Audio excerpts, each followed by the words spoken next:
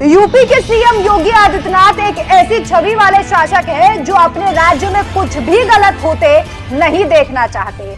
जनता जनार्दन के एक ऐसे सेवक जो गरीबों के हित की बात करे, परेशान दुखियारे लोगों का दर्द बांटे और जो कानून का उल्लंघन करे उसे तत्काल प्रभाव से उसकी असली जगह दिखा दे।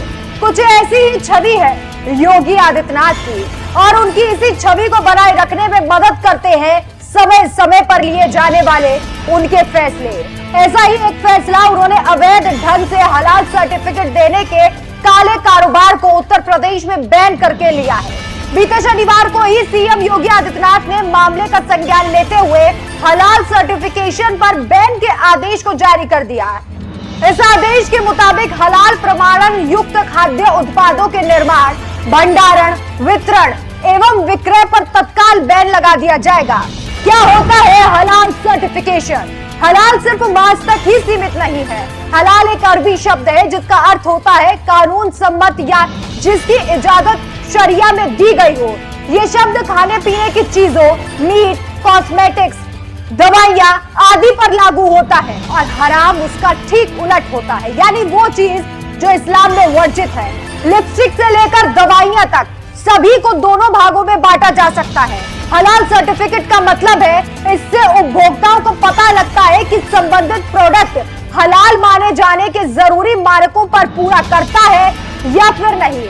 हलाल सर्टिफाइड प्रोडक्ट्स से मुस्लिम उपभोक्ताओं को यह विश्वास हो जाता है कि जिन उत्पादों का प्रयोग कर रहे हैं वो उनकी संस्कृति और मान्यताओं के मुताबिक है। अमेरिका में बड़े पैमाने पर हलाल सर्टिफाइड प्रोडक्ट्स की बिक्री होती है और ये दुनिया भर में भी पहुंचते हैं। समय के साथ हलाल की मांग भी बढ़ने लगी है और भारत में भी बड़े पैमाने पर हलाल प्रोडक्ट बेचे जाते हैं। अब अगला सवाल ये उठता है कि ये जो हलाल सर्टिफिकेशन पर बैन लगाया है वो सर्टिफिकेट कौन देता है? भारत में कौन देता है हलाल सर्टिफिकेट? भारत में हलाल सर्टिफिकेट देने के लिए कोई आधिकारिक अथवा सरकारी संस्था नहीं है। कई निजी कंपनियां और एजेंसियां व्यक्तिगत तौर पर हलाल सर्टिफिकेट मुहैया करवाती हैं। अब यह हलाल सर्टिफिकेट देने वाली कंपनियों का पंजीकरण अनिवार्य कर दिया गया है। 27 अक्टूबर तक हलाल प्रमाणन निकायों की मान्यता और निर्यात इकाइयों के पंजीकरण की समय सीमा को बढ़ाकर 5 अप्रैल 2024 किया गया।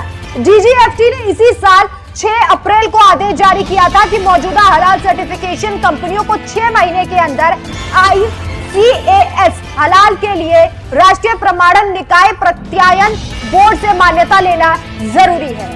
आखिर हलाल सर्टिफिकेशन का मुद्दा अब क्यों गरमाया? प्रदेश में हलाल सर्टिफिकेशन देने वाली कंपनियों के खिलाफ FIR दर्ज की गई है। पूरे मामले को सीएम ने गंभीरता से लिया है और पुलिस से बड़ी कार्रवाई करने के लिए कह रहे हैं। इससे पहले विदेशी भारत एक्सप्रेस में हलाल चाय से जुड़ा एक मामला सामने आया था, जहां कुछ यात्रियों ने सवाल उठाया था कि अगर उत्पाद वेज है तो इसे हलाल सर्टिफिकेशन के साथ क्यों बेचा जा रहा है?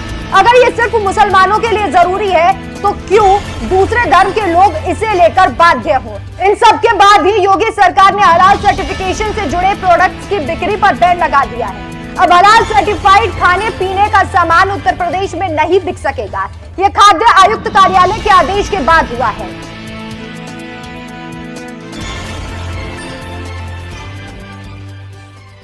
फिलहाल आपको कैसी लगी हमारी रिपोर्ट कमेंट बॉक्स में बताइए। वहीं अगर आप वीडियो यूट्यूब पर देख रहे हैं तो यूट्यूब में सब्सक्राइब करिए। फेसबुक पर देख रहे हैं तो फेसबुक पेज को फॉलो करना बिल्कुल मत भूलिएगा।